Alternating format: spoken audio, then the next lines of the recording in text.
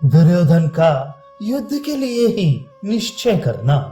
संजय कहती है, महाराज कृपाचार्य के समझाने पर दुर्योधन जोर जोर से गर्म सांस खींचता हुआ कुछ देर तक चुपचाप बैठा रहा। फिर थोड़ी देर तक सोचने विचारने के बाद उसने कहा, विप्रवर, एक हितैषी को जो कुछ कहना चाहिए वह सब आपने कह सुनाया। यही नहीं, प्राणों का मोह छोड़कर युद्ध करते हुए आपने मेरी भलाई के लिए सब कुछ किया है। यद्यपि हित चिंतक होने के नाते आपने मेरे भले के लिए ही यह बात बताई है, तब भी यह मुझे पसंद नहीं आती। ठीक उसी तरह जैसे मरने वाले रोगी को दवा अच्छी नहीं लगती। राजा युधिष्ठिर महान धनी थे। मैंने उन्हें जुए में जीतकर दर दर का भिखारी बनाया और राज्य से बाहर निकाल दिया। अब वे मुझ पर कैसे विश्वास करेंगे? मेरी बातों पर उन्हें क्यों कर एतबार होगा? श्री कृष्ण मेरे यहाँ दूत बनकर आए थे, किंतु मैंने उनके साथ धोखा किया। अब वे भी मेरी बात कैसे मानेंगे?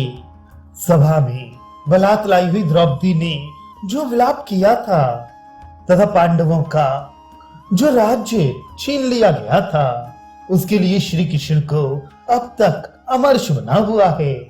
श्री कृष्ण और अर्जुन दो शरीर एक प्राण हैं। वे दोनों एक दूसरे के अवलंब हैं। पहले तो ये बात मैंने केवल सुनी थी, पर अब इसे प्रत्यक्ष देख रहा हूँ। जब से उन्होंने अपने भांजे अभिमन्यु का मरण सुना है, तब से वे सुख की नींद नहीं लेते। हम लोग उनके अपराधी हैं, फिर वे हमें क्षमा कैसे कर सकते हैं? महाबली भीमसेन का स्वभाव भी बड़ा कठोर है। उसने बड़ी भयंकर प्रतिज्ञा की है। सूखे काठ की तरह वह टूट भले ही जाए, झुक नहीं सकता। नकुल और सहदेव यमराज के समान भयंकर हैं। वे दोनों भी मुझसे वैर मानते हैं। धृष्टद्युम्न और शिखंडी का भी मेरे साथ वैर है। फिर वे मेरे हित के लिए यत्न क्यों करेंगे? द्रौपदी एक वस्त्र पहने हुए थी, रजस्वला थी। उस अवस्था में वह सभा में लाई गई और दुशासन ने सबके सामने उसे क्लेश पहुंचाया। उसके वस्त्र का उतारा जाना, उसकी वह दीन अवस्था पांडवों को आज भी याद है। अब उन्हें युद्ध से रोका नहीं जा सकता। जब से द्रौपदी को क्लेश दिया गया, तभी से वे मेरे विनाश का संकल्प करके मिट्टी की वेदी पर सोया करती है। जब तक वैर का पूरा बदला ना चुक जाए, तब तक के लिए उसने ये व्रत ले रखा है। इस प्रकार वैर की आग पूर्ण रूप से प्रज्वलित हो उठी है। अब वह किसी तरह बुझ नहीं सकती। अभिमन्यु का नाश करने के बाद अर्जुन के साथ मेरा मेल कैसे हो सकता है? जब मैं समुद्र पर्यंत पृथ्वी का एक छत्र राजा होकर इसका पूरा उपभोग कर चुका हूँ, तो इस समय पांडवों का कृपा पात्र बनकर कैसे राज्य कर सकूंगा? समस्त राजाओं का सिरमौर होकर अब दास की भांति युधिष्ठिर के पीछे पीछे कैसे चलूंगा? दीनतापूर्ण जीवन क्यों कर व्यतीत करूंगा? मैं आपकी बातों का खंडन या तिरस्कार नहीं करता, क्योंकि आपने स्नेहवश मेरे हित के ही लिए वे बातें कही हैं। मैं तो केवल अपना विचार प्रकट कर रहा हूँ। मेरे मन में यही आता है कि अब संधि का अवसर नहीं रहा। इस समय संधि की चर्चा चलाना किसी तरह उचित जान नहीं पड़ता। मुझे अब युद्ध में ही सुंदर नीत दिखाई दे रही है। ये समय भयभीत होकर कायरता दिखाने का नहीं, उत्साह के साथ युद्ध करने का है। मैं पांडवों के सामने दीनतापूर्ण वचन नहीं कह सकता।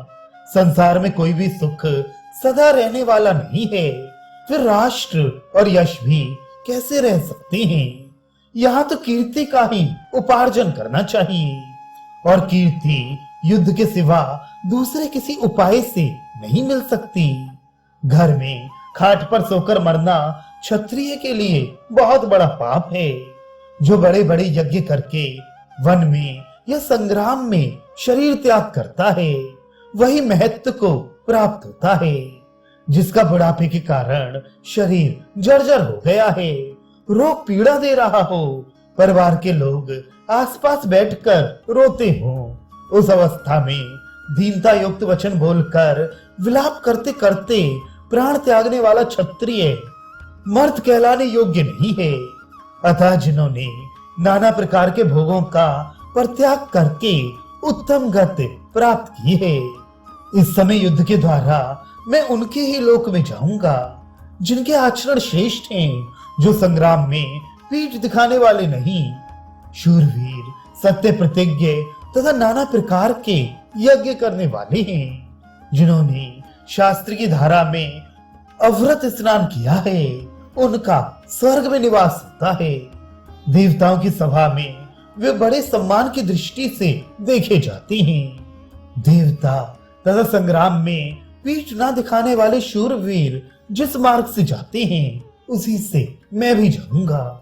मित्रों, भाइयों और दादाओं को मरवाकर यदि मैं अपने प्राणों की रक्षा करूं, तो निश्चय ही सारा संसार मेरी निंदा करेगा।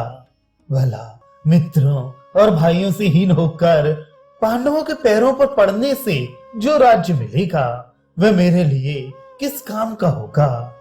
इसलिए अब मैं अच्छी तरह युद्ध करके स्वर्ग को ही प्राप्त करूंगा, इसके सिवा मुझे कुछ नहीं चाहिए।